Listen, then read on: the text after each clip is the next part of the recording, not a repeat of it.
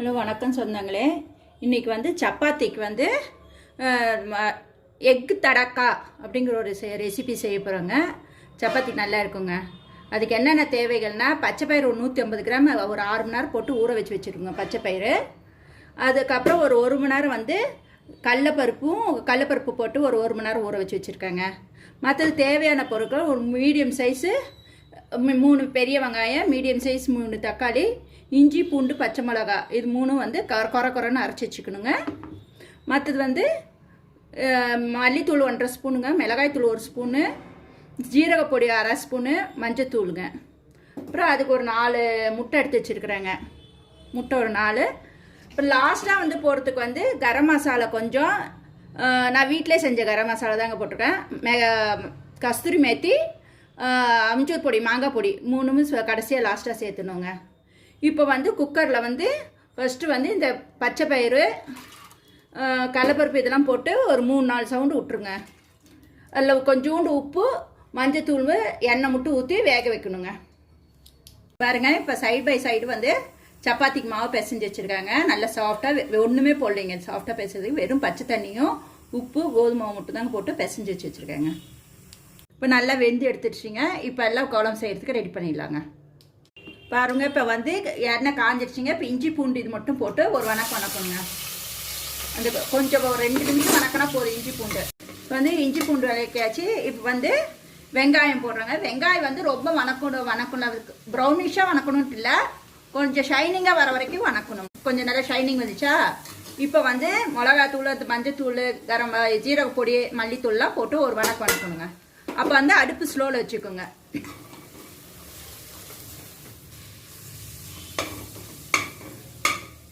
இது வந்து ஒரு நார்த் இந்தியன் ஸ்டைல் ஃபுட்டுங்க.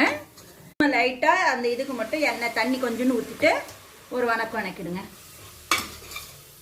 ஏன்னா தீஞ்சிடக்கூடாது இல்லைங்களா, அதுக்கோசரம் அது தண்ணி கொஞ்சம் லைட்டாக தெளிச்ச மாதிரி தான் போடணும். சும்மா ஒரு 2 ஸ்பூன் அளவுக்கு 2 ஸ்பூன் அளவுக்கு தான் போடணுங்க. நிறைய ஊற்றிட்டாரு. இப்போ வந்துப்பா முட்டை வந்து 4 முட்டையை அடித்து வச்சுருக்கேன். இங்கே பாருங்க, 4 முட்டையை அடித்து வச்சுருக்கேன். இதை வந்து அப்படியே அதில் ஊற்றிடணுங்க.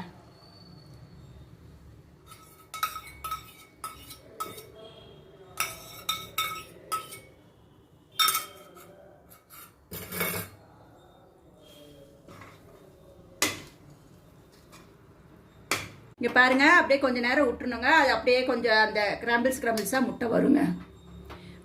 மறுபடியும் சொல்கிறேங்க, ஃபஸ்ட்டு எண்ணெய் ஊற்றிட்டு இஞ்சி பூண்டு பச்சை மிளகாய் அது 2 அந்த போட்டு கொஞ்சம் வணங்கணுன்னே வெங்காயம், பெரிய வெங்காயம் போட்டு நல்லா வணக்கணுங்க. அது வணங்கி நல்லா ஷைனிங்காக வந்த உடனே தக்காளி மசாலா போட்டுருணுங்க. மசாலா கொஞ்சம் நேரம் வணக்கிட்டு அதில் கொஞ்சோண்டு தண்ணி ஊற்றிட்டு அதுக்கப்புறமேல் வந்து தக்காளியும் போட்டு நல்லா வணங்கினாட்டி அதுக்கப்புறம் முட்டை ஊற்றுங்க. இப்போ பாருங்கள், அப்படியே கொஞ்சம் நேரம் ரொம்ப கிளறாமல் கொஞ்சம் விட்டு கிளறினீங்கன்னா அது அப்படியே இதாக வரும். முட்டையெல்லாம் அப்படியே திரிஞ்ச மாதிரி வருங்க. கிரம்பிள்ஸாக வருங்க. தெரியுதுங்களா? பாருங்கள், நல்லா அப்படியே ஒரு மாதிரி பொரியல் மாதிரி நல்லா அப்படியே திருதிடான்னு வந்துருச்சுங்க. இப்போ பச்சைப்பயிறு எடுத்து வேக வச்சு பச்சைப்பயிறு எடுத்து ஊற்றிடலாங்க. அந்த கொஞ்சம் தண்ணியோடவே ஊற்றிடுங்க. அப்போ தான் அந்த கொதிச்சு எல்லாம் சேர்த்துக்கு கரெக்டாக இருக்குங்க. இப்போ பாருங்கள், இப்போ கரெக்டாக எல்லாம் இதுக்கு திரண்டு வந்துருச்சிங்களா.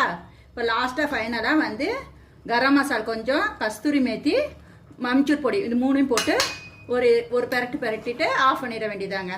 நான் உங்களுக்கு சப்பாத்தி எப்படின்னு பார்த்துறேங்க. நான் எப்போதுமே சப்பாத்திக்கு வந்து மைதா மாவு போட்டு தாங்க திரட்டுவேன். ஏன்னா அப்போ தான் வந்து நம்ம தோசைக்கல்லேருந்து ஒரு சப்பாத்தி போட்டுட்டு அடுத்த சப்பாத்தி போடுறப்ப அந்த தூளெல்லாம் எதுவுமே இருக்காது. துடைக்க வேண்டியதில்லை, நல்லா நீட்டாகவும் ரவுண்டாக வருங்க. பாருங்கள், ரெடி ஆகிடுச்சிங்க.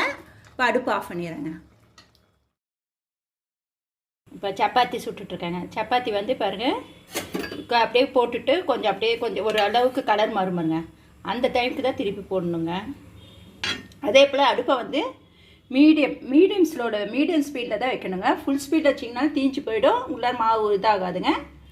ரொம்ப ஸ்லோவாக வச்சாலும் விரட்டி மாதிரி ஆகிடுங்க. மீடியம் ஸ்லோவில் வச்சு